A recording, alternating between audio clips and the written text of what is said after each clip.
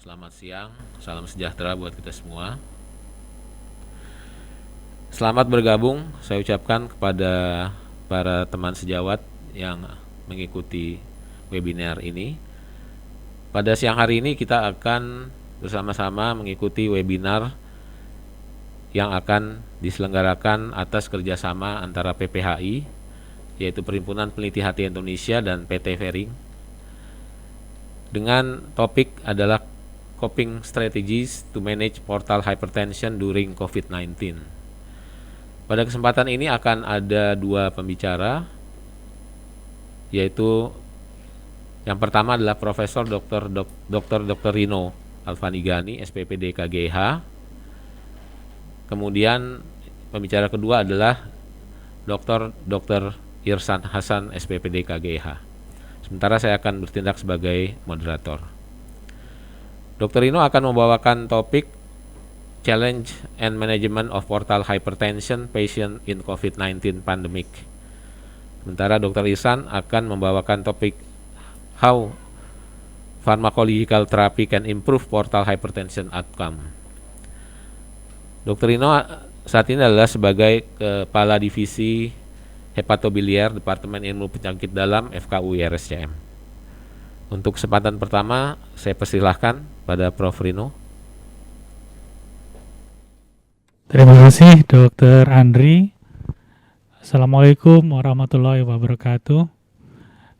Rekan-rekan sejawat sekalian, pada siang hari ini tugas saya adalah membawakan satu topik dengan judul Challenges in the Management of Portal Hypertension Patients in COVID-19 Pandemics. Saya kira memang saat ini masih dalam era atau dalam suasana wabah COVID-19 ini, dan topik ini tentu berkaitan erat dengan tugas kita sehari-hari dalam menata laksana pasien, terutama pasien-pasien yang mengalami liver cirrhosis atau sirosis hati akibat dari infeksi kronik hepatitis maupun karena penyakit fatty liver. Yang saya akan bawakan hari ini adalah pertama tentang besarnya permasalahan hipertensi portal di seluruh dunia, kemudian komplikasi dari hipertensi portal itu sendiri, lalu kemudian kita lihat bagaimana masalah COVID-19 ini pada pasien-pasien sirosis, serta kemudian tantangan dalam hal menata laksana pasien-pasien dengan hipertensi portal pada kondisi di mana terdapat pandemi COVID-19 ini. Besarnya permasalahan akibat dari hipertensi portal ini tentu tidak terpisahkan dari kejadian sirosis hati di seluruh dunia. Insiden sirosis di dunia belakangan ini ternyata terjadi peningkatan, ya, dibandingkan dengan 5 tahun atau dalam 5 tahun ini. Di Indonesia, sirosis juga meningkat dari 20 per 100.000 penduduk menjadi 23,6 per 100.000 penduduk. Nah, tentu dengan demikian maka permasalahan yang berkaitan dengan hipertensi portal akan juga ikut meningkat dalam hal jumlah. Portal atau hipertensi portal ini bisa didapatkan pada lebih dari 50% pasien-pasien dengan sirosis, walaupun pada sebagian kasus memang tanpa adanya varises esophagus. Hipertensi portal didefinisikan adalah apabila terdapat tekanan portal lebih dari 5 mm air raksa. Biasanya ini diukur dengan metode hepatic venous pressure gradient, ya, di mana dimasukkan kateter melalui vena hepatica, lalu kemudian diukur tekanan di vena hepatica pada saat bebas, lalu kemudian diukur lagi tekanan di vena hepatica di ujung dari vena hepatica tersebut pada saat dilakukan oklusi dengan balon. Nah, perbedaan tekanan ini yang dianggap sebagai ukuran dari tekanan di vena porta. Normalnya hepatic venous pressure gradient adalah 3-5 mm air aksa. Dan apabila lebih dari 5 mm air aksa sudah termasuk dalam kategori hipertensi portal. Walaupun kadang pada kondisi tersebut bisa saja tanpa terjadinya varises esophagus. Varises esophagus bisa terbentuk apabila biasanya tekanan dari HVPG di atas 10 mm Hg, 10 mm air aksa, dan kemudian di atas 12 mm air aksa terbentuk satu clinical significance, ya, portal hypertension yang disebut sebagai clinical significance portal hypertension. Ini data dari kami di divisi hepatobiliar. Kita lihat pada kelompok dengan child Pugh A, di mana masih compensated, ya, fungsi hatinya masih baik. Ternyata sudah ada 44% yang varises esophagus. Hal ini menunjukkan bahwa kondisi sirosis walaupun masih belum menandakan atau menunjukkan tanda-tanda sirosis, sudah terdapat varises esophagus. Pada child Pugh B tentu menjadi lebih besar, di mana pada child Pugh B varises esophagus didapatkan lebih dari 50%, yaitu 61%. Kemudian pada child Pugh C hampir keseluruhannya, mayoritas dari mereka-mereka tersebut terdapat varises esophagus. Satu timeline digambarkan oleh penulis peneliti yang lain, di mana pada pasien dengan compensated cirrhosis, ya, yang sirosis yang masih kompensata, hanya terdapat portal hipertensi yang ringan, walaupun sudah ada clinical significant portal hypertension, tetapi belum ada varises. Pada decompensated cirrhosis, pada kondisi ini HVPG-nya lebih dari 10 mm air aksa. Pada decompensated cirrhosis biasanya sudah timbul asites dan kadang-kadang juga sudah ada hepatic encephalopathy. Kemudian bisa timbul perdarahan dari varises, dan itu ditandai dengan HVPG yang lebih dari 16 mm air aksa. Kemudian apabila ini berlanjut terus, maka bisa terjadi perdarahan varises yang berulang, kemudian bisa timbul asites yang refraktor, dan kemudian timbul encephalopathy yang berulang, yang kemudian mengarah kepada kematian. Ini beberapa tahap-tahap yang didapatkan pada pasien dengan hipertensi portal, ya. Bila HVPG-nya kurang dari 10 mm air aksa, maka tujuan terapi adalah untuk mencegah terjadinya clinical significant portal hypertension. Dan apabila sudah terjadi di mana HVPG-nya lebih dari 10 mm air aksa, maka yang penting adalah mencegah terjadinya perdarahan atau dekompensasi yang lebih lanjut. Apabila sudah di atas 12 mm air aksa, pada kondisi ini harus dilakukan kontrol perdarahan secara ketat, dan tentu kemudian apabila kondisi terus berlanjut harus dipikirkan kemungkinan dilakukan transplantasi hati. Mortalitas dalam 1 tahun cukup tinggi pada pasien-pasien yang didapatkan hepatic vein pressure gradientnya lebih dari 12 mm air aksa. Komplikasi akibat dari hipertensi portal, saya kira kita sudah banyak tahu, yaitu adanya perdarahan dari varises esophagus yang terjadi oleh karena akibat langsung dari sirosis itu sendiri.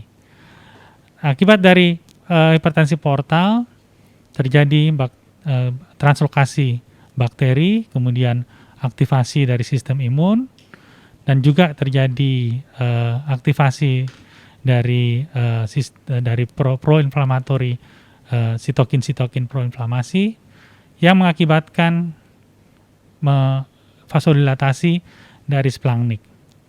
Vasodilatasi splagnik kemudian memicu reaksi antara lain reaksi dari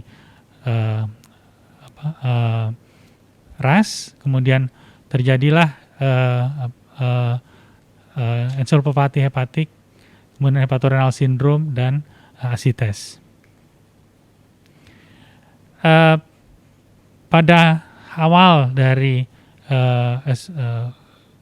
varises esophagus, di mana HVPG-nya sekitar 12 mm Hg, maka kita bisa lihat pembentukan dari varises esophagus yang mulai signifikan, kemudian tetapi mungkin belum berdarah.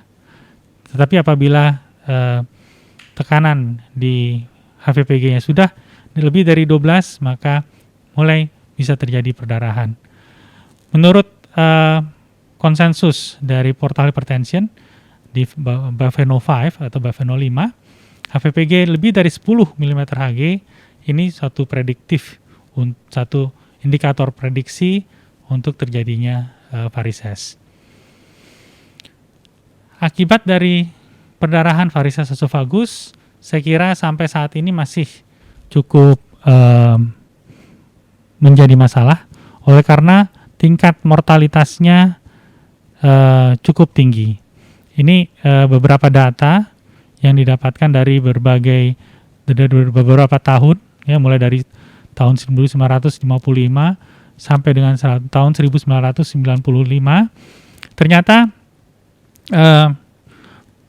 angka kematian pada perdarahan varises esophagus masih berkisar sekitar 40%. Dalam 6 minggu setelah perdarahan pun tingkat kematian masih sekitar 25%. Karena itu varises esophagus merupakan satu kondisi yang menjadi penyebab kematian utama pada pasien-pasien dengan sirosis.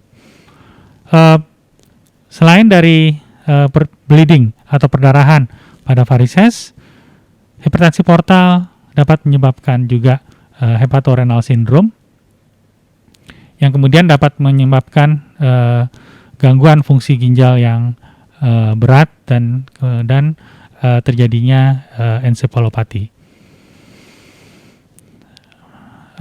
Hepatorenal syndrome tentu menjadi masalah dalam hal penanganannya, oleh karena selain kita harus mengatasi kondisi kegagalan hati, tetapi juga harus mengatasi kondisi menurunnya fungsi dari ginjal. Ini gambaran dari kondisi dengan hepatorenal syndrome. Pada sirosis tanpa dengan asites tetapi tidak ada hepatorenal syndrome, tentu prognosisnya lebih baik dalam hal ketahanan hidup pasien dibandingkan dengan hepatorenal syndrome tipe 1. Kita lihat untuk yang hepatorenal syndrome tipe 1, ketahanan hidup pasien biasanya kurang dari 3 bulan. Nah, bagaimana pengaruh dari COVID-19 pandemi ini pada pada pasien-pasien dengan sirosis. Kita semua tahu bahwa situasi saat ini di seluruh dunia COVID-19 atau COVID-19 sudah mengenai semua benua dan hampir di semua negara.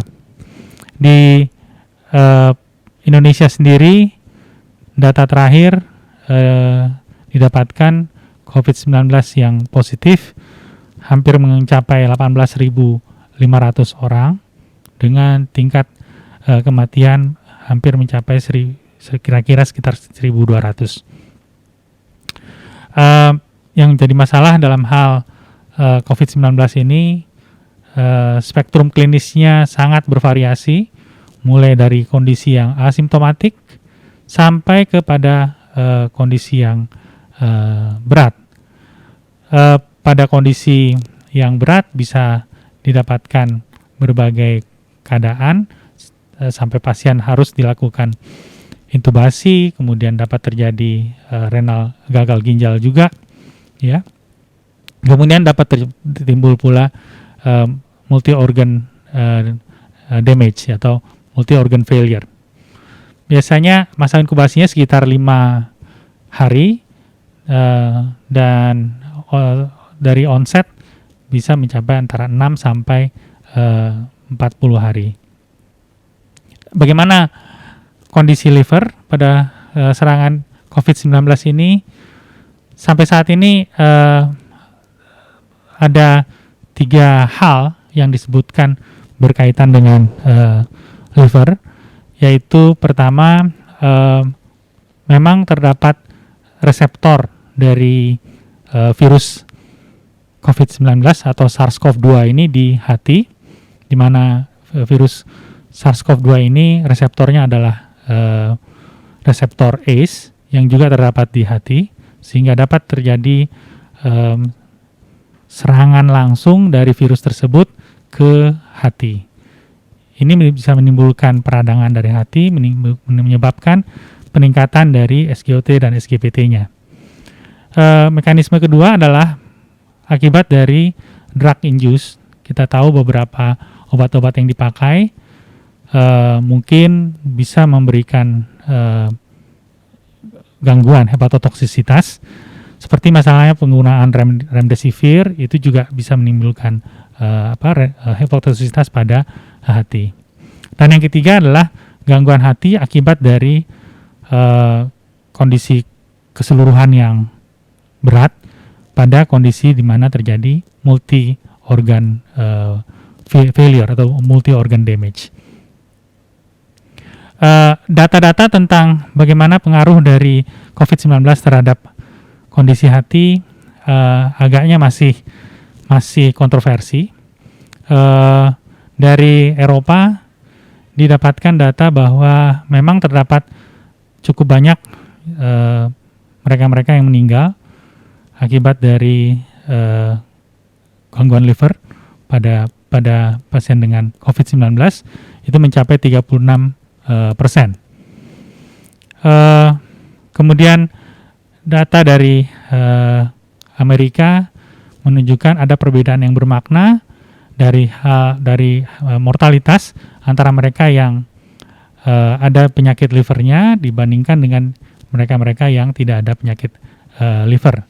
Begitupun laju masuk ke rumah sakit lebih besar ya mereka yang ada penyakit liver dibandingkan dengan yang tidak ada penyakit liver.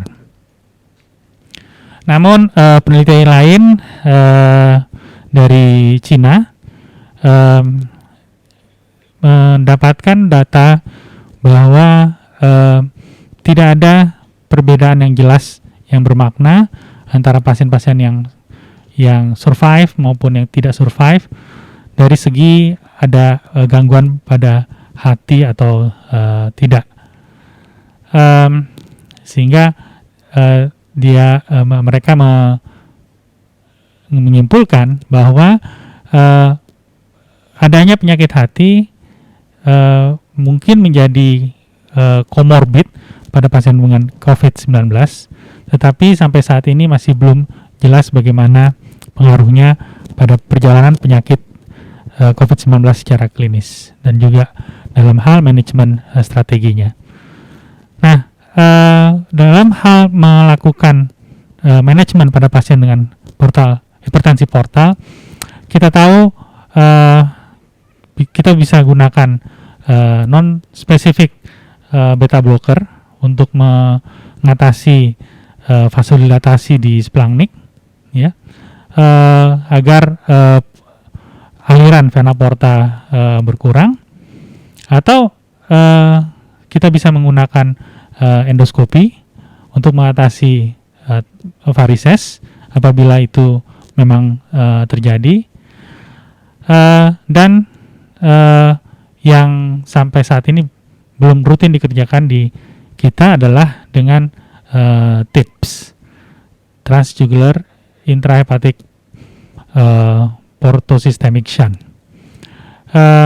Ini cara-cara yang sampai saat ini berkembang untuk menangani pasien-pasien dengan hipertensi portal.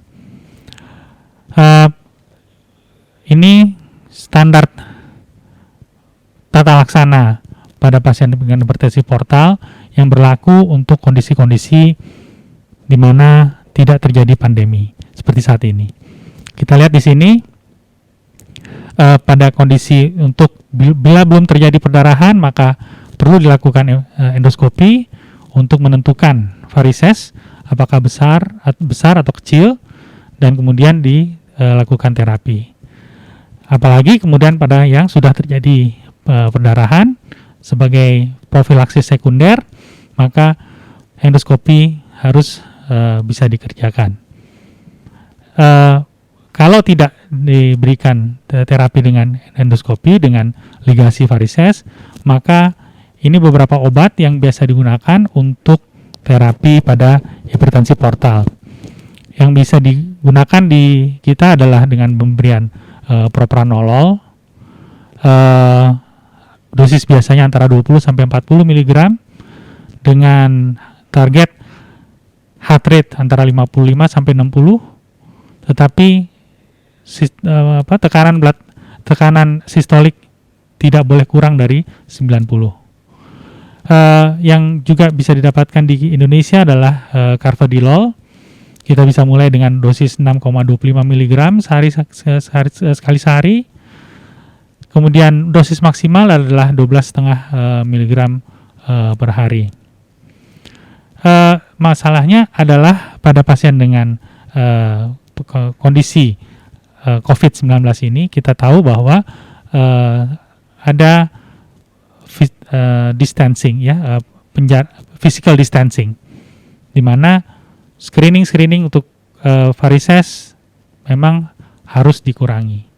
Begitupun nantinya setelah gelombang pertama ini berkurang, mungkin akan ada lagi gelombang kedua, di mana pada kondisi-kondisi tersebut pasien-pasien yang harus sudah dilakukan screening atau sudah terjadi progresi terhadap hipertensi portalnya harus kita bisa tangani. Dan kemudian kemungkinan ada gelombang ketiga nantinya yang kemudian bisa menimbulkan banyak kondisi buruk pada pasien-pasien dengan sirosis yang sudah terbatas fungsi hatinya. Ini profilaksis pada pasien dengan varises. Yang bisa diberikan adalah dengan pemberian beta blocker dengan atau tanpa ligasi. Dari ISL menganjurkan agar pasien tersebut harus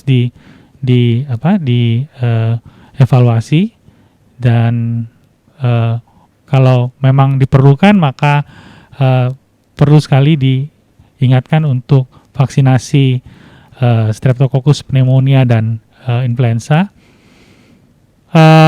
Apabila memang harus dilakukan transplantasi, maka pemeriksaan SARS-CoV-2 testing blood testnya perlu dilakukan Untuk yang dari ASLD,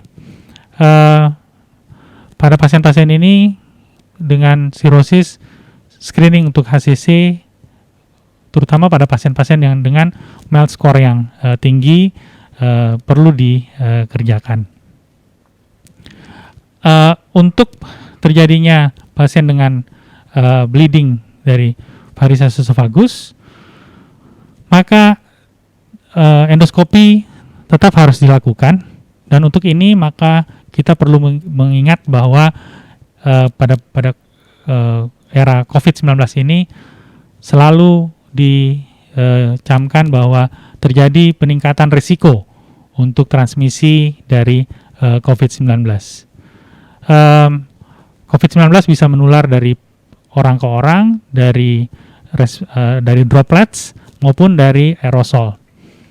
Sehingga tantangannya adalah endoskopi harus dilakukan dengan PPE yang tidak boleh dikurangi. Endoskopi di dalam era COVID-19 ini memang harus dibatasi hanya pada kondisi-kondisi yang sangat urgent. Pada kondisi yang urgent tidak dilakukan. Untuk itu harus digunakan PPE kelas 3 dengan face shield dan juga dengan shoe cover yang lengkap. Pada kondisi di mana memang terdapat low risk, ya, pasien dengan COVID-19 yang low risk, maka pasien harus dilakukan stratifikasi, ya, apakah memang ada low risk atau high risk untuk terjadinya COVID-19. Ini satu simplifikasi manajemen yang praktis pada pasien sirosis varises selama COVID-19 ini. Intinya adalah menghindarkan sebisa mungkin endoskopi. Pada pasien dengan sirosis yang compensated, bisa dimulai diberikan beta blocker dengan carvedilol atau dengan propranolol. Untuk hepatorenal syndrome tetap perlu dipertimbangkan transplantasi hati. Namun pada kondisi COVID-19 ini transplantasi hati perlu dipikirkan betul-betul memang apakah memang risiko dan manfaatnya akan baik atau tidak. Jadi sebagai konklusi, hipertensi portal tetap menjadi satu penyebab utama kematian pada pasien dengan sirosis hati. Pada kondisi di mana terdapat COVID-19 ini, kita sebagai tenaga medis tentu harus berhati-hati melakukan tata laksana oleh karena risiko yang tinggi dari kemungkinan infeksi virus SARS-CoV-2 ini. Karena itu penggunaan PPE yang lengkap perlu dilakukan apabila memang dilakukan endoskopi. Baik, terima kasih atas perhatiannya. Assalamualaikum warahmatullahi wabarakatuh. Baik, terima kasih Prof. Rino untuk presentasinya yang komprehensif mengenai hipertensi portal, mulai dari patofisiologi sampai tantangan yang kita hadapi pada saat pandemi COVID ini. Saya menyapa pada teman-teman sejawat yang baru bergabung di acara webinar hari ini.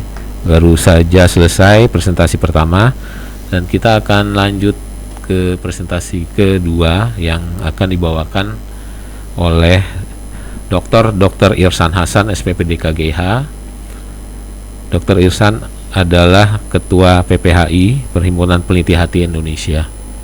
Topiknya adalah How Pharmacological Therapy Can Improve Portal Hypertension Outcome. Baik, saya persilahkan untuk Dr. Irsan menyampaikan presentasinya. Ya, terima kasih Dr. Andri. Assalamualaikum warahmatullahi wabarakatuh. Selamat siang, salam sejahtera untuk kita semua. Sejawat sekalian yang bergabung dengan webinar kami hari ini, seperti disampaikan Dr. Andri, topik saya adalah mengenai terapi farmakologis pada pasien-pasien dengan hipertensi portal. Jadi ini melanjutkan apa yang disampaikan oleh Prof. Rino sebelumnya. Dalam lebih kurang 20-25 menit ke depan, saya akan sampaikan dalam 6 fase. Bagian pertama yaitu hipertensi portal, kedua tata laksana hipertensi portal, mungkin ini ada overlap dengan presentasi Prof. Rino, kemudian pencegahan perdarahan akibat pecah varises, tata laksana perdarahan akibat pecah varises, lalu kita bahas satu obat yaitu terlipresin, dan kemudian sedikit mengenai rekomendasi tata laksana farmakologik di tengah pandemi COVID-19. Ya, ini sudah disampaikan oleh Prof. Rino bahwa per definisi hipertensi portal adalah peningkatan tekanan sistem vena porta. Normalnya 10 mm air raksa atau 14 cm H2O. Tapi secara klinis definisinya adalah kalau kita dapatkan sindrom splenomegali, asites, varises di saluran cerna, dan ensefalopati secara klinis. Secara lebih akurat dari ukuran, diukur dari hepatic vein pressure gradient yang tadi sudah disampaikan oleh Prof. Rino, lebih dari 5 mm air raksa. Hipertensi portal ini bisa merupakan komplikasi dari sirosis, bisa juga bukan. Tapi yang akan kita bahas siang ini adalah hipertensi portal sebagai akibat sirosis hati. Jadi HVPG atau hepatic vein pressure gradient kita ukur dengan kateter yang dimasukkan dari vena jugularis, kemudian mencapai vena hepatica, lalu diukur dalam 2 tahap. Tahap pertama balon dikembangkan, kemudian tanpa balon dikembangkan. Pengembangan balon itu yang disebut sebagai WHVP, West Hepatic Venous Pressure, dan pada saat balon dikempeskan disebut sebagai Free Hepatic Venous Pressure. Jadi HVPG itu adalah selisih antara WHVP dengan FHVP. Jadi gradien selisihnya. Nah, ini juga sudah disampaikan oleh Prof. Rino. Ini sangat penting HVPG ini. Setahu kami saat ini pengukuran HVPG satu-satunya di Indonesia baru ada di RSCM. Mudah-mudahan ke depan makin banyak center yang melakukan pengukuran ini. Dikatakan batasnya adalah 10, di mana 10 itu batas mulai pembentukan varises. Nah, kalau sudah mencapai 12, berarti pasien beresiko untuk mengalami perdarahan varises, dan kalau lebih dari 16, biasanya pasien yang mengalami perdarahan itu sulit untuk diatasi perdarahannya. Jadi HVPG lebih dari 10 atau batas 10 inilah yang disebut sebagai clinically significant portal hypertension. Jadi ini yang signifikan. Karena pada batas inilah yang beresiko untuk mengalami pertumbuhan varises dalam kurun waktu 5 tahun. Secara tidak langsung, beberapa rekomendasi mengatakan kalau kita ukur elastografi transien atau dengan fibroscan, apabila lebih dari 20, maka pasien ini sudah termasuk dalam kelompok pasien dengan clinically significant portal hypertension. Nah, tentunya yang kita khawatirkan bukan ukurannya, tapi dampak secara klinis. Jadi hipertensi portal ini akan menimbulkan komplikasi tadi yang sudah disebut, sindrom hepatorenal, asites, perdarahan saluran cerna akibat pecah varises, dan kemudian ensefalopati hepatikum. Seberapa banyak kejadian komplikasi hipertensi portal? Kalau kita lihat di sini, kita lihat efek dari hipertensi portal ini bisa berupa varises yang terbanyak, kemudian asites, ensefalopati hepatikum, dan sindrom hepatorenal. Nah, saya masuk berikutnya adalah tata laksana hipertensi portal. Prinsip tata laksana hipertensi portal dimulai dari menentukan etiologi, apakah sirosis atau non-sirosis. Nah, kemudian kita lakukan tata laksana terhadap penyakit yang mendasari etiologi hipertensi portal tersebut. Lalu tentukan derajat hipertensi portal dan komplikasi yang terjadi. Lalu diatasi komplikasi tersebut. Ujung-ujungnya ini adalah untuk meningkatkan kesintasan pasien. Nah, modalitas terapi hipertensi portal kalau kita lihat mulai dari penghambat beta adrenergic, ada skleroterapi, ada tips tadi sudah disebut oleh Prof. Rino, nitrat, somatostatin, vasopresin, dan lain-lain.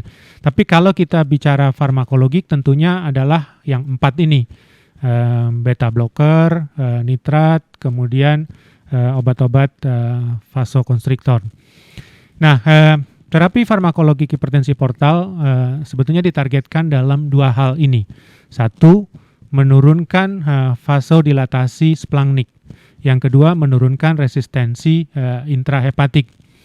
Untuk menurunkan vasodilatasi splangnik digunakan obat-obat vasopresin atau analog vasopresin, yaitu contohnya terlipresin, somatostatin, kemudian obat agonis reseptor alfa-1 adrenergic, atau yang lain yang populer adalah penyekat beta, contohnya propranolol. Untuk menurunkan resistensi intrahepatik digunakan beberapa obat, misalnya alfa-1 adrenergic, prazosin misalnya, atau penghambat reseptor angiotensin. Nah, yang 2 di atas inilah yang digolongkan sebagai obat-obat vasokonstriktor. Prinsipnya, bila kita menghadapi pasien dengan hipertensi portal, kita harus lihat dampak dari hipertensi portal itu. Apakah perdarahan varises, adanya asites, adanya gagal ginjal, atau ensefalopati. Nah, tahap yang bisa dilakukan tentunya yang pertama pencegahan, dan kedua adalah terapi. Hari ini saya fokus pada perdarahan varises, terutama 2 obat yaitu non-selective beta blocker dan vasokonstriktor. Pada bagian ketiga saya ingin singgung sedikit pencegahan perdarahan akibat pecah varises. Pencegahan atau profilaksis terhadap perdarahan kita bagi 2. Profilaksis primer dan profilaksis sekunder. Profilaksis primer adalah mencegah kejadian perdarahan akibat pecah varises pertama. Ini strategi yang paling penting kalau kita berniat menurunkan mortalitas pasien sirosis hati. Yang kedua tentunya kalau pasien sudah mengalami perdarahan, kita cegah agar tidak terjadi rebleeding atau perdarahan ulang. Nah, untuk profilaksis primer, langkah pertama tentunya yang harus dilakukan adalah endoskopi atau gastroskopi. Semua rekomendasi, semua guidelines mengatakan bila kita menemukan pasien dengan sirosis hati, wajib melakukan screening dengan endoskopi untuk melihat ada varises atau tidak. Lalu kalau kita dapatkan, kita harus tentukan ini varises high risk atau low risk. Apakah itu varises esophagus atau varises gaster. Varises esophagus misalnya varises kecil tapi pasien sirosis dekompensata, ini high risk. Varises kecil dengan red signs. Varises sedang besar yaitu diameter yang lebih dari 5 mm. Atau varises gaster, bisa JOV1 atau JOV2 atau IGV1 pada sirosis dekompensata. Jadi dekompensata membuat pasien menjadi high risk. Ini contoh gambar yang kita temukan pada pemeriksaan endoskopi. Sebelah kiri kita lihat hemocystic spot, kemudian ini cherry red spot dan red whale marks, dan ini yang kanan adalah red whale marks, tanda-tanda yang memberi alarm kepada kita bahwa ini berbahaya, bahwa pasien ini harus dilakukan tindakan tertentu. Nah, modalitas terapi ada terapi farmakologik, ada terapi endoskopik. Terapi farmakologik tentunya yang paling populer adalah non-selective beta blocker atau penghambat beta seperti propranolol atau nadolol, carvedilol, statin dan lain-lain. Terapi endoskopik tentunya dengan ligasi, skleroterapi yang sekarang ditinggalkan dan lain-lain. Saya fokus pada terapi farmakologik. Jadi gradien portal, tekanan portal itu terbentuk dari resistensi vaskular intrahepatik dan aliran darah di portal. Nah, jadi 2 hal yang penting yaitu resistensi intrahepatik dan tekanan di portal. Resistensi vaskular intrahepatik dibentuk oleh tonus vaskular di hati yang mengalami gangguan akibat perubahan parenkim hati atau struktur komponen di hati. Sedangkan peningkatan portal terjadi antara lain karena dilatasi dari splanchnik. Nah, obat yang kita berikan terbagi juga dalam berbagai posisi tergantung yang mana yang mau dituju. Yang pertama tentunya tata laksana penyakit yang mendasari agar fibrosis hatinya tidak bertambah berat. Yang kedua menurunkan resistensi vaskular intrahepatik. Jadi dengan obat-obat ini, misalnya dengan carvedilol atau obat-obat lain. Berikutnya adalah dengan non-selective beta blocker yang akan menyebabkan vasokonstriksi splanchnik. Selain tujuan lain mengurangi cardiac output. Ini sebuah studi yang membandingkan sebuah systematic review dan NMA atau network meta-analysis yang membandingkan berbagai terapi farmakologik melibatkan 32 RCT dengan 3.362 subjek dewasa. Yang dibandingkan adalah non-selective beta blocker, ya, penghambat beta, isosorbit mononitrat, carvedilol, dan ligasi varises, baik sebagai monoterapi atau kombinasi. Jadi kalau kita lihat non-selective beta blocker plus ligasi ternyata bermanfaat untuk menurunkan mortalitas. Nah, kalau dilihat dari efek pencegahan perdarahan, paling kuat kita lihat yang paling kiri adalah carvedilol, kemudian ligasi atau non-selective beta blocker plus ligasi, bisa juga hanya beta blocker. Tapi tulisan ini menyebutkan hati-hati bahwa dari sisi efek samping non-selective beta blocker lebih rendah daripada ligasi. Jadi disimpulkan oleh penulis ini bahwa beta blocker dapat dianjurkan sebagai profilaksis primer. Nah, kita masuk pada beta blocker atau obat penghambat beta. Ini yang dulu kita pelajari bahwa obat penghambat beta itu ada yang non-selektif, ada selektif. Yang selektif dibagi lagi dengan intrinsic sympathomimetic activity negatif atau yang ada efek intrinsic sympathomimetic activity-nya. Propranolol termasuk obat non-selektif dengan efek terhadap sympathomimetic activity-nya negatif atau tidak ada. Obat ini yang banyak kita pakai. Yang lain adalah obat beta blocker juga yang punya efek blocking terhadap alfa. Contohnya dalam hal ini adalah carvedilol. Nah, saya ingin singgung sedikit mengenai carvedilol yang mungkin belum banyak kita gunakan, tapi profilnya sebetulnya cukup baik. Jadi studi mengenai carvedilol ini sudah mulai sejak tahun 90-an, 96, 99, di mana 99 dilaporkan terlihat bahwa carvedilol ini punya efek lebih kuat daripada propranolol terhadap hipertensi portal pada pasien-pasien sirosis. Kenapa bisa lebih kuat? Pertama, carvedilol punya efek sebagai beta blocker. Denyut nadi turun, vasokonstriksi splanchnik terjadi sehingga aliran darah portal turun. Tetapi ada efek tambahan dari carvedilol yaitu sebagai alpha-1 adrenergic blocker di mana terjadi penurunan tonus vaskular hepatik sehingga resistensi hepatik turun. Jadi ada dual efek dari carvedilol ini. Nah, ada banyak studi mengenai carvedilol. Ini sebuah systematic review mengenai carvedilol. Sebelumnya ada beberapa studi yang menunjukkan bahwa memang carvedilol lebih baik daripada propranolol. Studi ini membandingkan carvedilol dengan ligasi.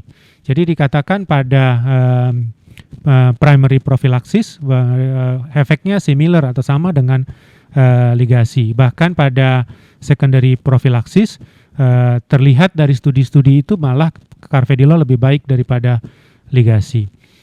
Nah, berikutnya adalah statin yang saat ini banyak dibicarakan, tapi sebetulnya laporan mengenai statin ini sudah cukup lama, dimulai dari 2012 kalau kita lihat sudah dibahas statin dan portal hypertension, tetapi kemudian makin banyak ini sebuah review 2018 yang mengatakan bahwa statin ini kelihatannya obat bagus untuk penyakit liver. Kita tahu bahwa statin ini bekerja dengan menghambat enzim hidroksimetil koenzim A reduktase. Jadi terhadap jalur mevalonat sehingga tidak terjadi penurunan produksi kolesterol. Tapi dikatakan ternyata statin ini juga punya pleiotropic effect terhadap liver seperti terhadap SREP-P sehingga menurunkan inflamasi hati. Kemudian punya efek menurunkan fibrosis. Nah, dalam hal ini mungkin yang penting untuk hipertensi portal ternyata menurunkan tekanan portal lewat jalur reseptor KLF ini yang ditingkatkan sehingga terjadi peningkatan nitric oxide. Jadi intinya statin adalah meningkatkan nitric oxide dan menurunkan kontraktilitas sel stellata. Nah, ini systematic review mengenai statin terhadap 8 studi yang melibatkan 3.195 pasien. Terlihat bahwa statin menunjukkan perbaikan hipertensi portal. Statin juga menurunkan resiko perdarahan akibat pecah varises.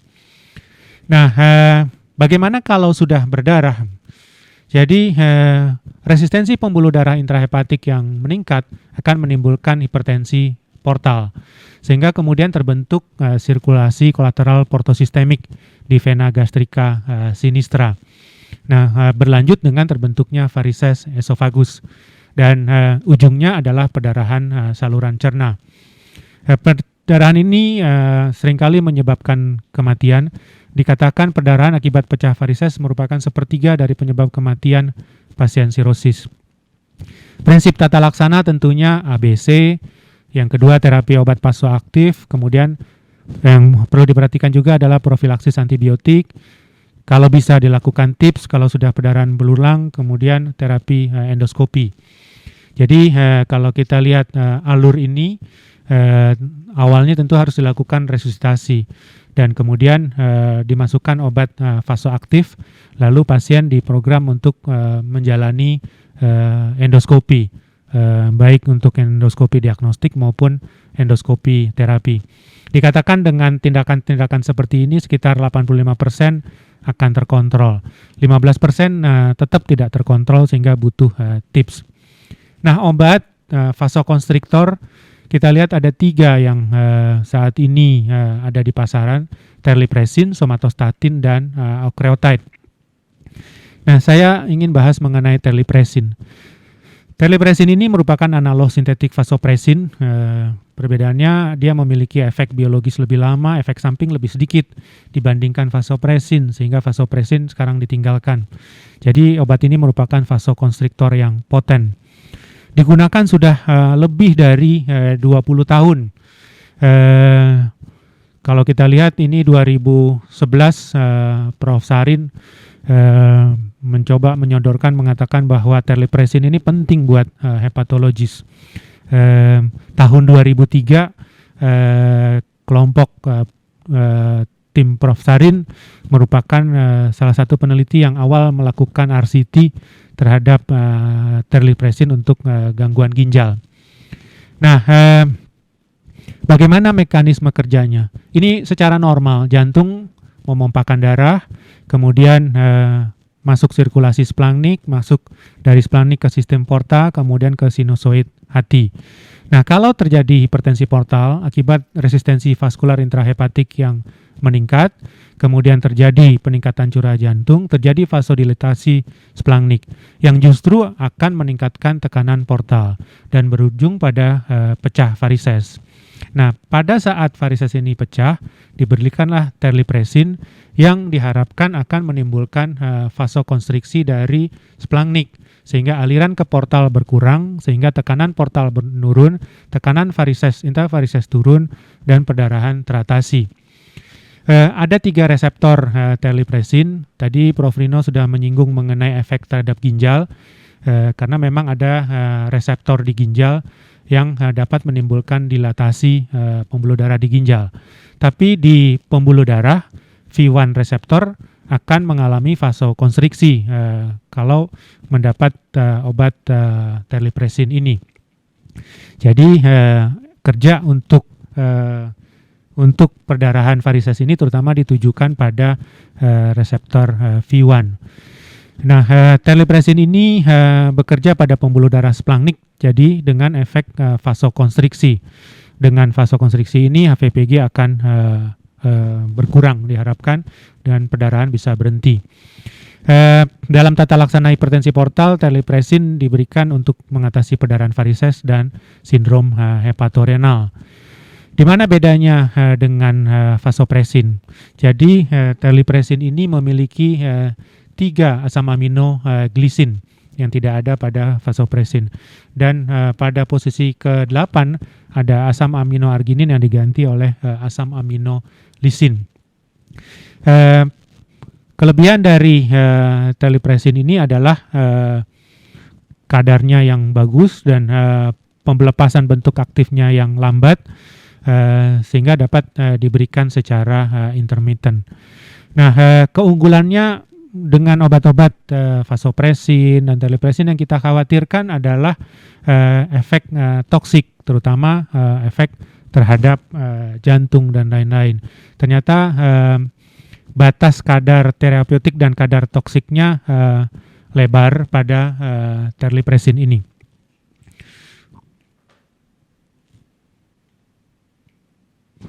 Ini efek samping terlipresin, nyeri kepala, bradikardi, hipertensi, nyeri perut, dan diare yang harus kita perhatikan kalau memberikan terlipresin. Ada banyak studi mengenai terlipresin. Ini sebuah systematic review terhadap 20 randomized trial yang melibatkan 1.690 pasien yang menilai efikasi terlipresin pada perdarahan varises.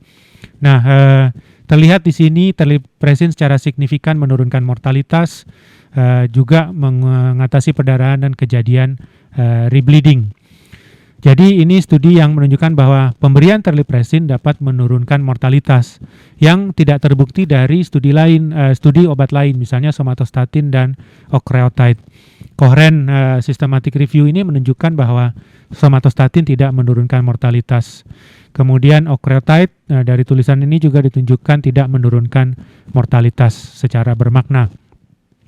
Nah, ini meta-analisis mengenai terlipresin pada perdarahan varises yang melibatkan lebih dari 3.000 pasien, melihat perdarahan kurang dari 48 jam dan in-hospital mortality.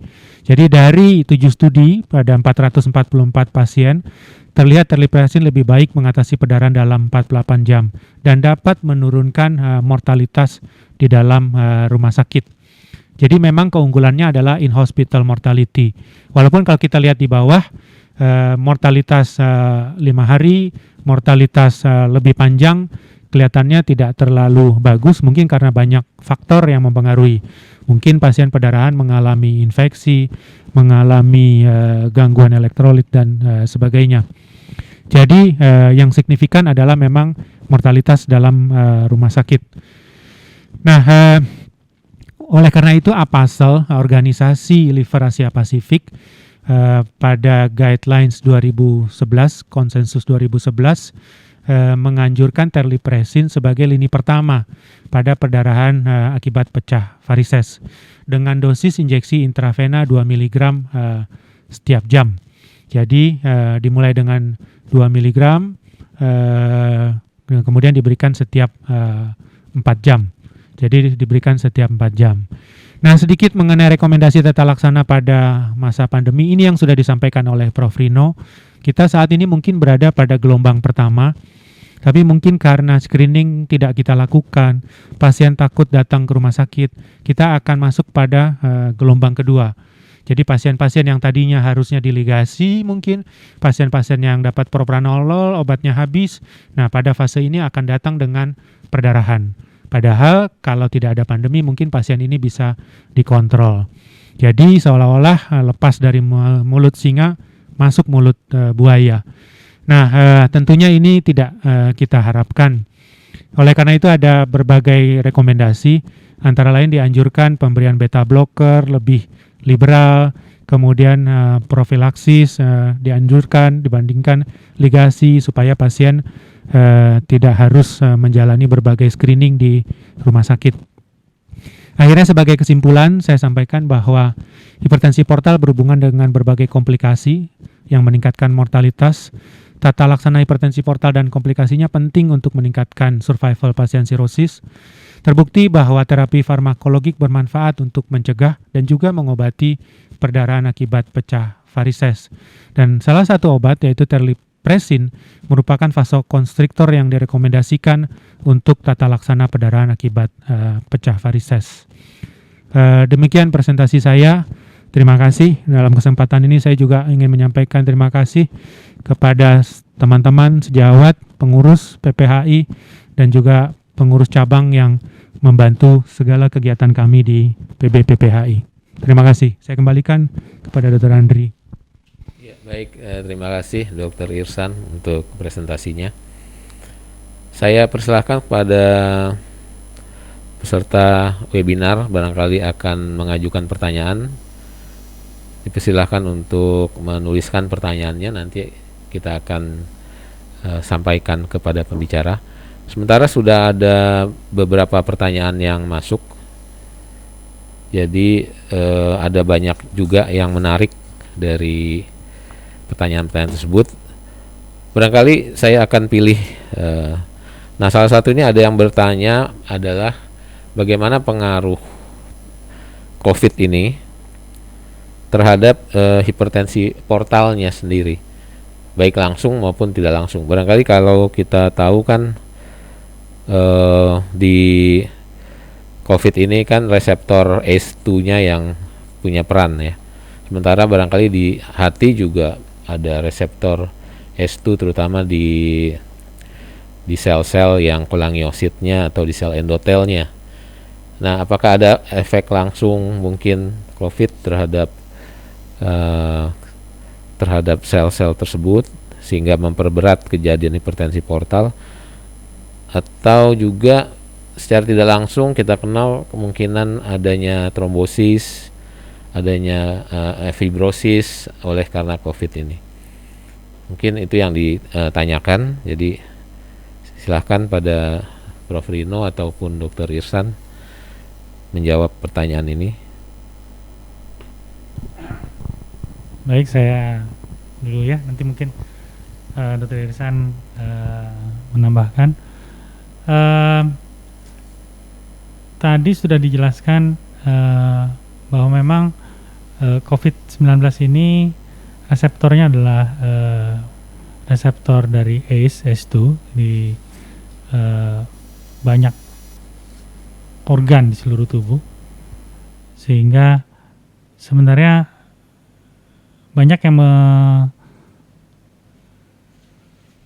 menduga atau memberikan hipotesis bahwa COVID-19 ini sistemik gitu loh ya, nggak hanya pada satu organ tetapi pada multi organ. Dan pada kenyataannya memang kita dapatkan kalau sudah terjadi manifestasi klinis yang berat, maka sifatnya itu multi organ. Begitupun di hati.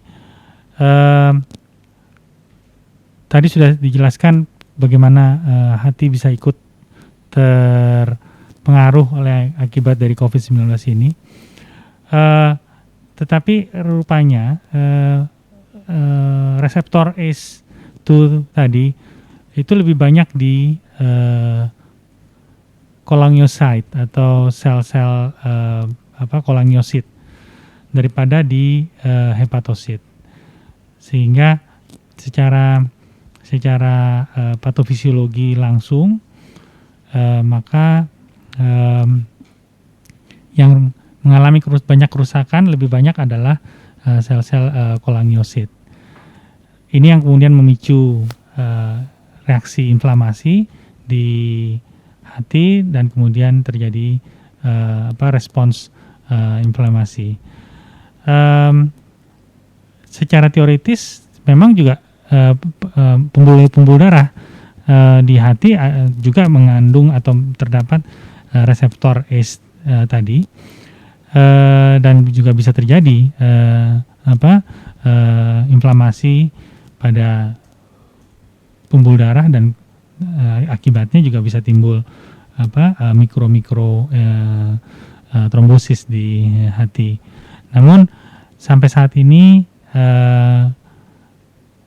sepanjang pengetahuan saya belum didapatkan kaitan yang jelas antara infeksi COVID-19 tadi dengan hipertensi portal atau peningkatan dari hipertensi portal. Bagaimana saya yang bekerja di layanan primer menentukan bahwa pasien ini ada varises atau tidak? Satu, makin tinggi CHELPU-nya, CHELPU kan ada A, B, C, tentunya makin tinggi kemungkinan adanya varises. Tapi berbagai studi termasuk di RSCM menunjukkan bahwa ternyata pada CHELPU A juga ada sekian persen yang memiliki varises esofagus.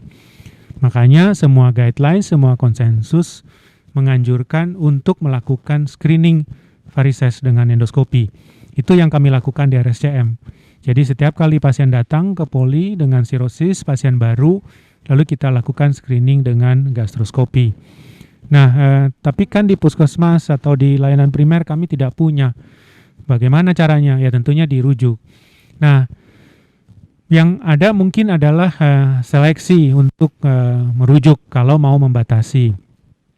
Kalau Baveno, kelompok ahli dari Eropa menganjurkan penggunaan FibroScan. Kalau lebih dari 20, berarti ini hipertensi portal yang signifikan secara klinis, sehingga ini memang wajib dilakukan endoskopi. Nah, muncul lagi pertanyaan, kami di layanan primer nggak punya FibroScan, apa yang bisa dipakai? Ada berbagai studi yang mencoba melihat parameter apa yang bisa dipakai. Salah satu yang bisa dipakai adalah kadar trombosit dan limpa, ukuran limpa. Pokoknya simpelnya kalau ada splenomegali, ada trombositopeni, curigalah ada hipertensi portal. Masih nggak bisa juga mengukur splenomegali, pokoknya kalau trombosit udah mulai turun, kirimlah untuk dilakukan screening varises. Kalau semuanya masih bagus, mungkin pasien ini masih bisa ditahan-tahan kalau jauh dari pusat yang melakukan endoskopi. Demikian Dr. Andri. Terima kasih Dr. Irsan. Jadi kalau kemudian selanjutnya adalah gimana kita memulai profilaksis untuk hipertensi portalnya supaya tidak terjadi pecah varises, karena kan di era COVID ini kita sebisa mungkin menunda kasus-kasus yang untuk endoskopi yang elektif. Jadi barangkali nanti dikirim pun nanti tidak dilakukan endoskopi gitu. Jadi apakah misalnya di puskes kita bisa mulai dengan memberikan profilaksis? Terima kasih Dr. Andri. Era COVID ini kelihatannya hampir berlalu. Maksudnya hampir berlalu adalah pembatasannya yang hampir berlalu. Mungkin sebentar lagi Prof. Rino akan membuka lagi full layanan endoskopi di divisi kami. Jadi mudah-mudahan balik ke keadaan semula. Tapi ISEL tadi yang saya kutip menyebutkan bahwa bisa memberikan penghambat beta atau beta blocker ini dengan lebih liberal. Jadi kalau mendapatkan pasien splenomegali, kemudian baik dari pemeriksaan USG maupun dari pemeriksaan fisik, kemudian ada trombositopeni, tapi endoskopi belum dilakukan, silahkan mulai memberikan propranolol misalnya. Nah, tentunya dengan kaidah seperti yang disampaikan oleh Prof. Rino tadi, mulai 20 mg, kemudian naikkan bertahap, lihat heart rate-nya tercapai atau tidak. Jadi tolong dipantau, bukan hanya sekali berikan, kemudian pasien ini dilepas. Tapi kalau situasi sudah makin membaik, tetap dianjurkan pasien ini screening dulu untuk melihat betul ada varises atau tidak. Demikian Dr. Andri. Terima kasih Dr. Irsan. Ya, silakan. Ya, Prof. Tentu kalau itu dibicara di fasilitas pelayanan primer kan. Kalau di fasilitas pelayanan primer, maka yang bisa diatasi tentu atau ditangani tentu adalah sirosis yang compensated gitu ya. compensated bila trombositopenia sudah terjadi, misalnya trombosit di bawah 150.000, maka antara lain tadi sudah dijelaskan oleh Dr. Irsan, pemberian non selektif beta blocker bisa diberikan. Tetapi kalau pasien sudah decompensated, sudah ada ASI test, saya kira ini jangan ditangani lagi di fasilitas pelayanan primer. Tolong hal seperti ini harus dirujuk, oleh karena penanganannya tidak hanya cukup pada penanganan varises, tetapi juga pada penanganan komplikasi-komplikasi lain dari sirosis yang decompensated. Pemberian non selektif beta blocker pada kondisi dengan decompensated cirrhosis harus sangat berhati-hati, oleh karena dikatakan malah dapat menimbulkan komplikasi yang lebih buruk pada pemberian beta blocker. Demikian. Terima kasih Prof. Rino. Nah, kemudian juga ada pertanyaan ini mengenai terlipresinnya. Jadi di sini ditanyakan bagaimana diberikan, berapa lama terlipresin ini diberikan, kemudian bagaimana monitoring keberhasilannya dan kapan bisa di stop pengobatan terlipresinnya ini. Mungkin ini untuk ke Dr. Irsan. Ya, terima kasih Dr. Andri. Ini kelihatannya kan terlipresin pada perdarahan varises. Jadi saya ingin menekankan kembali bahwa banyak rumah sakit, banyak teman-teman yang menghadapi perdarahan varises, obat yang diberikan pertama adalah PPI, bukan vasokonstriktor. Padahal PPI boleh dikatakan sangat minimal manfaatnya pada perdarahan varises. Nah, jadi obat pilihannya adalah vasokonstriktor. Tapi sesuai dengan alur tadi dikatakan vasokonstriktor bukan satu-satunya, karena setelah diberikan vasokonstriktor kita harus menentukan saat yang tepat untuk pasien ini menjalani tindakan endoskopi. Nah, jadi terlipresin ini diberikan 2 mg. Dikatakan rata-rata pemberian selama 3-5 hari, tapi dianjurkan selama 5 hari. Tentunya targetnya dalam 5 hari itu perdarahan sudah berhenti. Nah, dosis 2 mg ini diulang setiap 4 jam atau bisa diturunkan menjadi 1 mg kalau kelihatan sudah mengalami perbaikan. Jadi selama 5 hari terlipresin harus terus-menerus diberikan. Sekali lagi, selama masih bisa endoskopi, dilakukan endoskopi. Nah, memang terkait COVID lagi, dikatakan dengan berbagai kondisi, mungkin akan ada situasi di mana pasien hanya mengandalkan obat vasokonstriktor karena endoskopi tidak bisa dilakukan. Tapi mudah-mudahan hal ini tidak berlama-lama, gitu, supaya kita bisa kembali ke alur yang sebenarnya, semestinya. Demikian, Dr. Andri. Ya, baik. Ini ada pertanyaan juga yang sehubungan tadi Dr. Irsan menerangkan mengenai carvedilol ya, punya kelebihan dibandingkan dengan propanolol. Hanya masalahnya bahwa carvedilol itu tidak masuk ke dalam pengobatan untuk sirosis. Jadi ada restriksi hanya untuk penyakit jantung, sehingga barangkali nanti klaimnya akan tidak dibayar oleh BPJS. Nah, ini ditanyakan nih, PPHI harap memfasilitasi untuk carvedilol ini bisa masuk dalam indikasi sirosis hati. Ya, nanti Dr. Ihsan pasti akan mengusahakan ini. Mudah-mudahan bisa, insya Allah.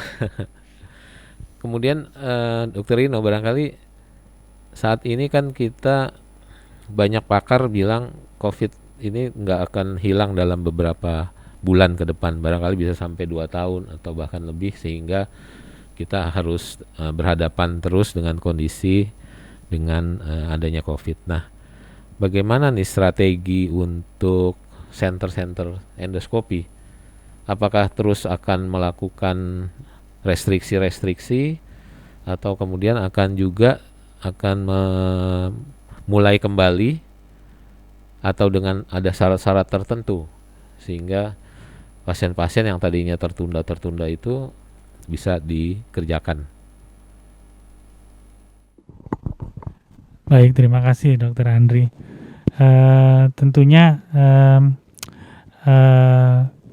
dalam hal ini kita batasi saja dulu ya pada endoskopi yang harus dilakukan pada pasien dengan sirosis. Sesuai dengan judul dari webinar ini, saya kira tadi sudah dijelaskan pada awalnya memang ada gelombang pertama di mana ada social distancing atau physical distancing bahkan ya, tapi kelihatannya wabah COVID-19 ini tidak langsung selesai dan itu menimbulkan kerugian pada pasien-pasien yang sudah kita tunda untuk screeningnya, untuk religasi ya, untuk evaluasi berikutnya, sehingga risiko untuk terjadinya perdarahan ya menjadi lebih besar pada gelombang keduanya nanti. Saya kira kita memang harus memutuskan, kita harus memulai kembali pelayanan untuk melakukan screening dan religasi. Jadi tadinya kan pada fase gelombang pertama endoskopi hanya boleh dilakukan pada kondisi-kondisi yang memang darurat di mana terjadi perdarahan varises. Tetapi pada gelombang kedua ini mungkin hal ini sudah tidak bisa dihindari lagi oleh karena tadi sudah dijelaskan bahwa bleeding itu mempunyai risiko kematian yang besar sampai mencapai 40%. Sehingga kalau itu terjadi pada pasien-pasien sirosis yang apalagi yang decompensated, maka fatalitas peristiwa bleeding tadi akan sangat merugikan. Karena itu kita harus memulai ya dalam waktu yang mungkin tidak lama lagi kita harus mulai untuk melakukan layanan terutama untuk religasi bagi pasien-pasien yang sudah diketahui ada varises-varises yang besar. Jadi tidak bisa lagi menunggu sampai terjadi bleeding, sampai terjadi perdarahan baru kita lakukan ligasi. Terima kasih Prof. Rino. Mungkin saya akan bacakan satu pertanyaan lagi karena waktu juga sudah cukup panjang. Nah ini pertanyaannya pada Prof. Rino nih, apakah infeksi COVID ini akan memperberat terjadinya translokasi bakteri dari intestin ke dalam liver melalui vena porta?